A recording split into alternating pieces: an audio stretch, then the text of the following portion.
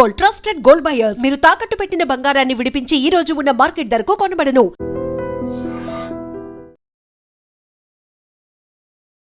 నమస్తే, welcome to I dream talking point with కవిత.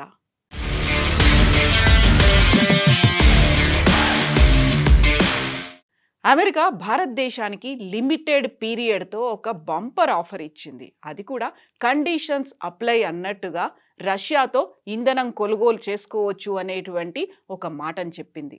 ఇది అంతర్జాతీయంగా కీలకమైనటువంటి పరిణామంగా భావిస్తున్నారు.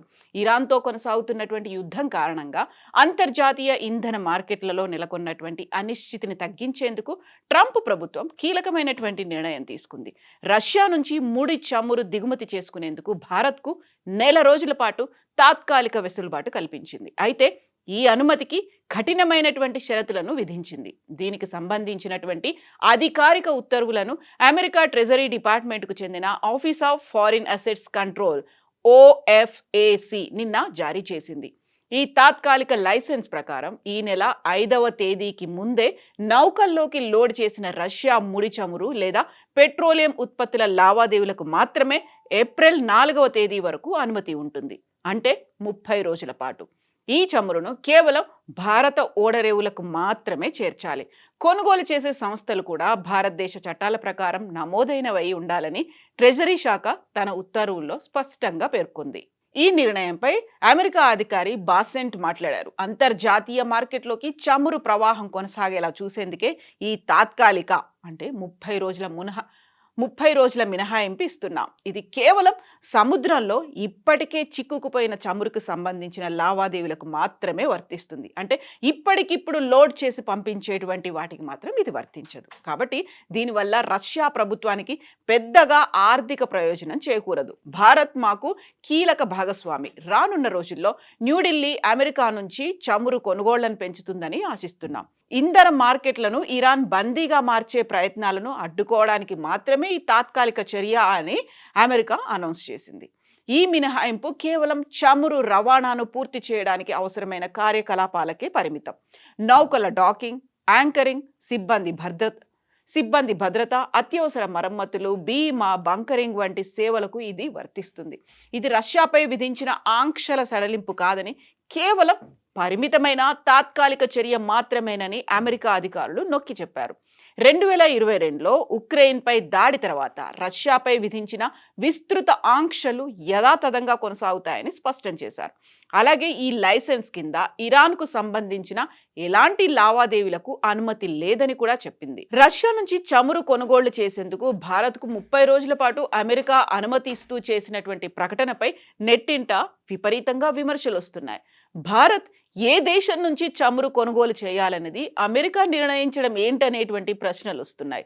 అసలు అగ్రరాజ్యం భారత్కు పర్మిషన్ ఇవ్వడం ఏంటని పోస్టులు కూడా పెడుతున్నారు సోషల్ మీడియాలో. అయితే కేంద్ర విదేశాంగ శాఖ ఇటీవల ప్రకటనలో మాత్రం గతంలో మాదిరే రష్యా నుంచి చమురు కొనుగోళ్లు ఉంటాయని స్పష్టీకరించింది.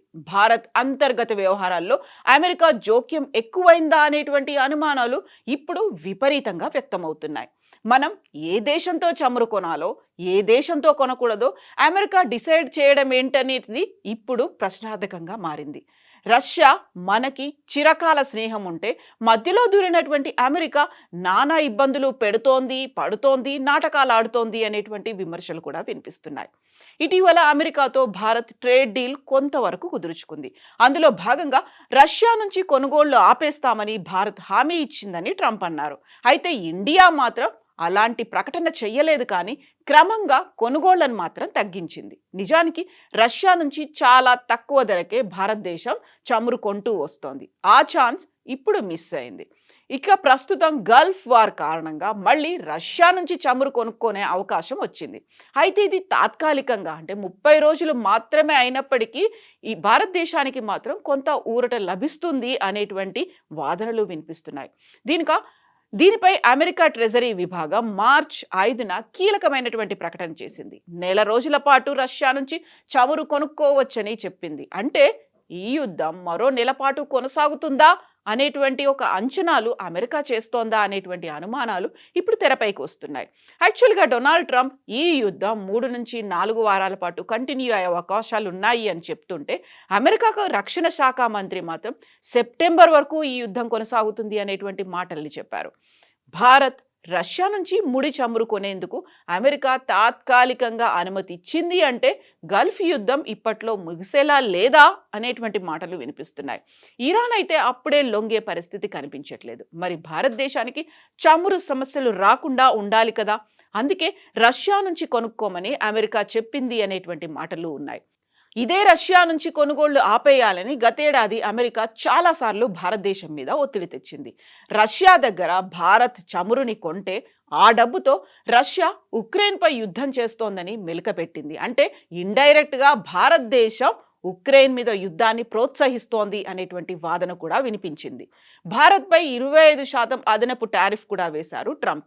ఇప్పుడు గల్ఫ్ దేశాల నుంచి చమురు సప్లై సమస్యలు తలెత్తుతున్నాయి కాబట్టి రష్యా నుంచి కొనుక్కోమని ఒక సలహాతో పాటుగా బంపర్ ఆఫర్ కూడా వచ్చింది. ఇలా ట్రంప్ ఏం చెబితే అది చేసేయడమేనా ఇండియా పరిస్థితి? ఇలాంటి దుస్థితి ఎవరు కారణం? ఎందుకని ఇలాంటి పరిస్థితి భారతదేశానికి వచ్చింది అనేటువంటి బోల్డని క్వశ్చన్ మార్క్స్, సందేహాలు, అనుమానాలు ఇప్పుడు సోషల్ మీడియాలో వెల్లడవుతున్నాయి. మీరేమనుకుంటున్నారు? మీ అభిప్రాయం ఏంటి? కామెంట్స్ రూపంలో తెలియచేయండి.